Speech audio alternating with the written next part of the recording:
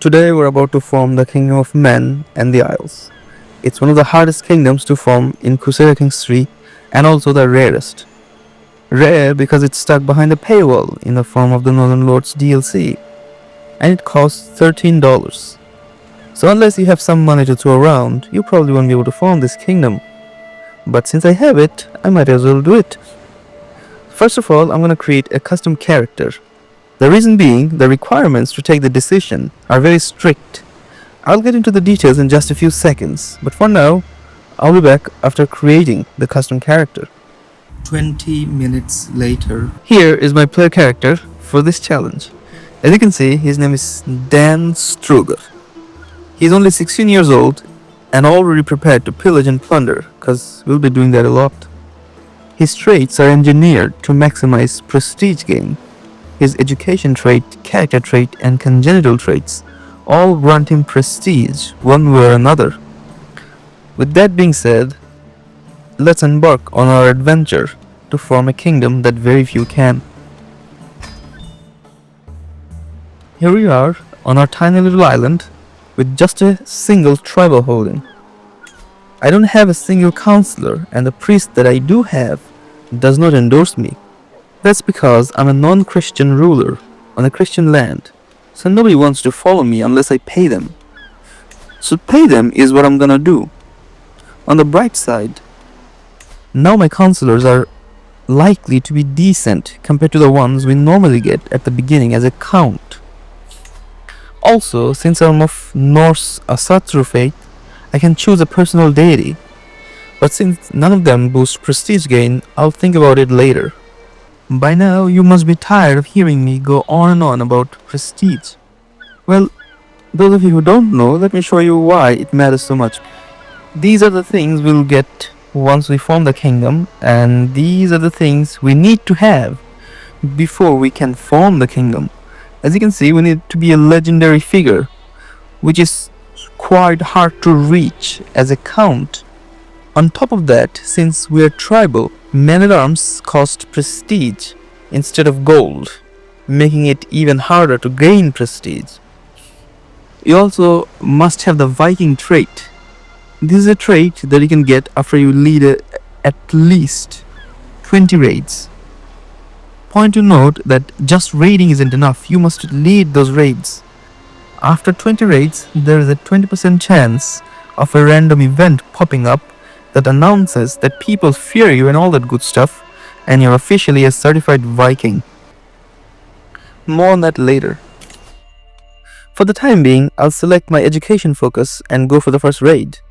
I'm gonna choose the martial education and strategy focus now, because I can use some extra martial, prowess, and knight effectiveness for all the raids to come.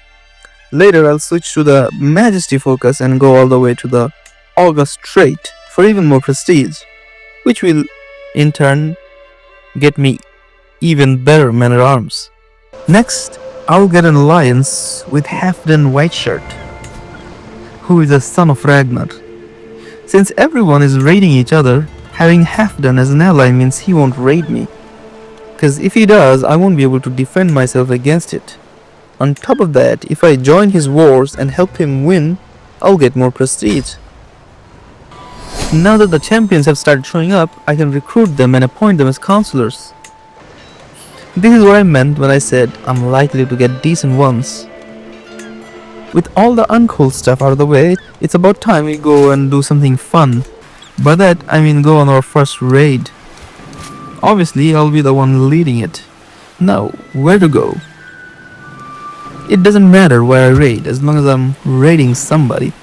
A little bit of Wales, maybe Ireland, Scotland, England, and maybe eventually France.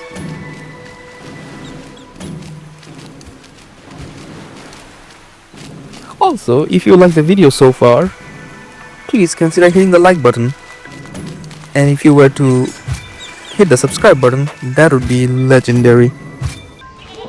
Fighting battles while on raids is another way of gaining prestige, but losing soldiers also means losing some capacity to carry loot. But it's a double-edged sword, because losing the battle means losing all the loot and prestige.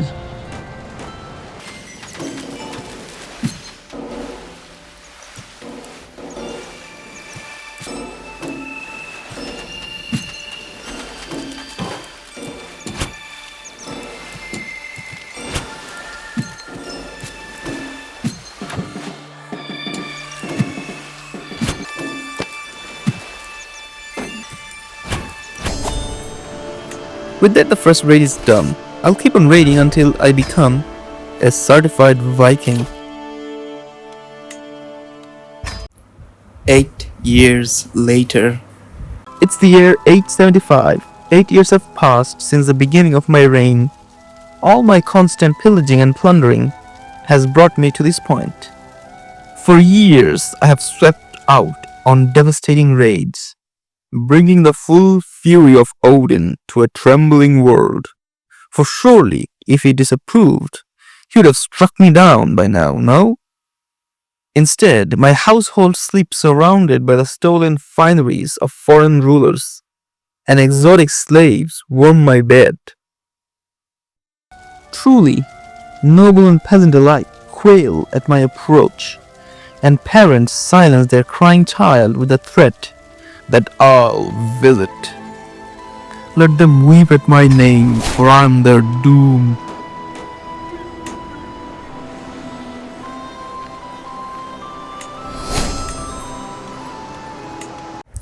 35 years later. We're almost at the end of the year 910 AD. 35 years have passed since I was acknowledged by the world as a Viking. And now I just won a war. One of many wars that I fought in my lifetime. But this one is not just any war. It's probably the most significant war I fought in. It got me independence from the High Kingdom of Elva. It's a war I had to reluctantly start because it's a requirement to form the kingdom. Also, I did some conquering of Canberra, Dublin and Ulster. The reason being, once I form the kingdom and my realm becomes feudal, I'll have to actually pay my soldiers with gold. In any case, I still need a little bit more prestige to be a legendary figure. After ransoming my captives, I'll have enough to host a feast. The money I have is not a lot, mainly because I have been spending them all on feasts, hunts, and grand tournaments at every opportunity that I got.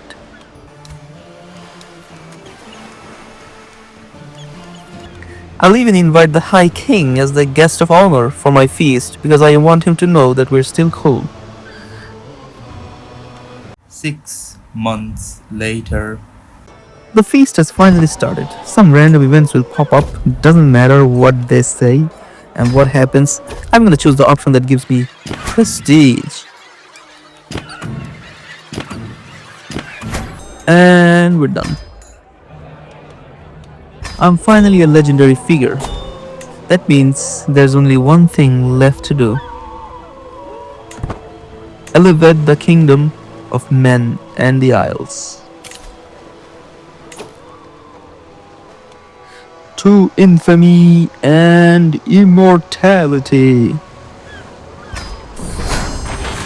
As king, you have new duties and responsibilities.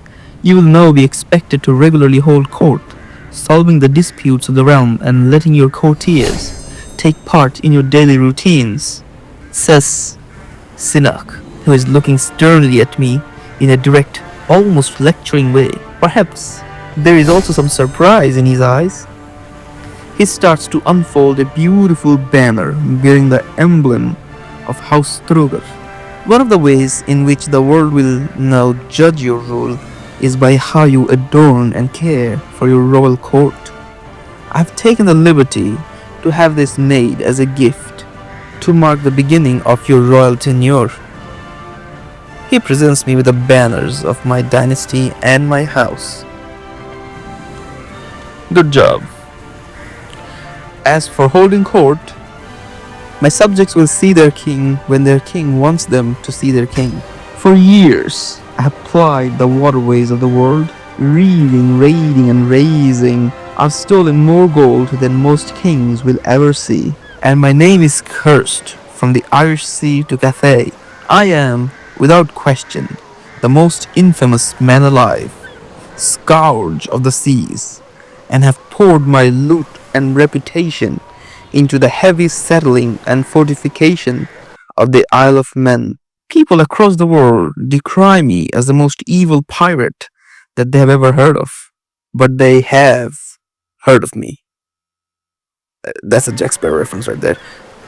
I am the Lord of Blood and Gold, and because of that, they call me King Dan, the Great and Terrible. Well, now that the kingdom has been formed, guys, I think this is where I should end the video. There's not much things left to do. The primary goal was to form the kingdom of Man in the Isles, and I did. Thank you for watching till this point. I'm really grateful for that. I'll be even more grateful if you were to hit the like button and subscribe to my channel. That will also help me a lot. Thank you very much.